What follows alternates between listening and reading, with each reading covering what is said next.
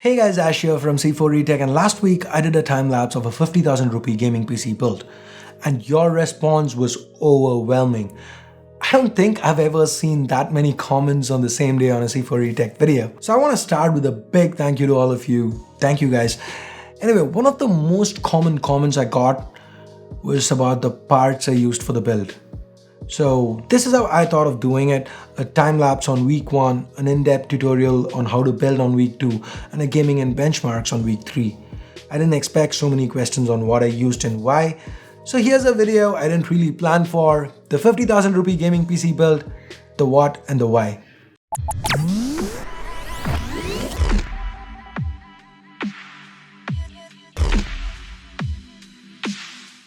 So let's start with the GPU. I went with the Zotac GTX 1060 3GB variant.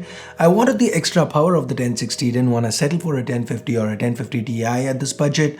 At the same time, the extra 4K for a 6 GB card, I just couldn't fit it into this budget.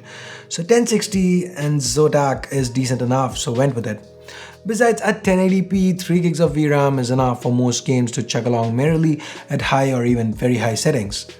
For the CPU, went with the 6402P. The 6402P is kind of similar to the 6400, has worse integrated graphics but has a 100 MHz boost with the clock speed.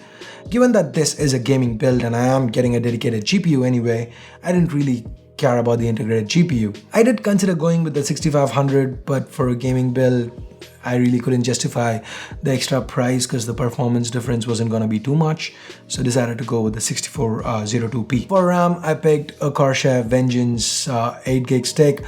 I could have gone with a couple of 4GB sticks, but I'd rather sacrifice dual channel for future expandability, so left a slot free and went with a single 8GB Vengeance.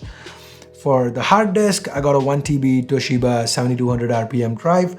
For power, we are using the VS450 on a couple of builds here in the office, and it has served us well over the years. It can deliver 450 watts, which is more than enough for this build. It has plenty of connectors, the cables are sleeved, and it is reasonably priced, so the VS450 it is. Keeping the budget in mind, when it came to motherboards, I preferred to look at the H110 based boards rather than spending an extra 4 to 5 grand and getting a H170 chipset. While we did give up on multi-GPU and M2 support, in the grand scheme of things, the H110 MS2 gets the job done and then some.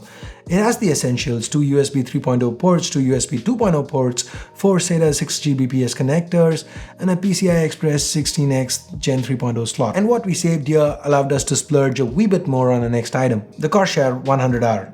Some might point out that a mid-tower case is a bit too much for a micro ATX board, but keeping in mind increasing GPU sizes and future upgrade paths, I decided to bite the bullet and grab this one anyway. As an optional extra, I got a 120GB Samsung 750 EVO SSD. It's not mandatory, 120 gigs is not going to be enough to run your games off, but you can have your OS on it. That's what I'm gonna do, and your PC will have much better boot times, and any programs you run off the SSD will load faster, keeping things much snappier. So the cost of the build totaled to around 55,000 rupees. Guys, in India at the moment, offline prices seem cheaper. In Chennai, I could pick these up offline for about 51,000 rupees. But I can't really base the prices of offline stores, right? Because they're gonna vary from city to city. So I am gonna be using Amazon and Flipkart as a reference, a common price for everyone watching. Do check your offline pricing before you buy. I know that's gonna hurt my affiliate sales, but as long as you guys get good value for your money, I'm good. So that's the what and the why for this build. I'll be back next week with a build tutorial, an in-depth walkthrough on how you build this 50,000 rupee gaming PC. If you have any questions, please leave them in the comments below. And since this is something new that we are trying, your feedback is very important to us. So please let me know if there is something you think we could do better, if there's any room for improvement. And don't forget to give this video a thumbs up if you liked it, put it down if you didn't, and subscribe for more PC builds.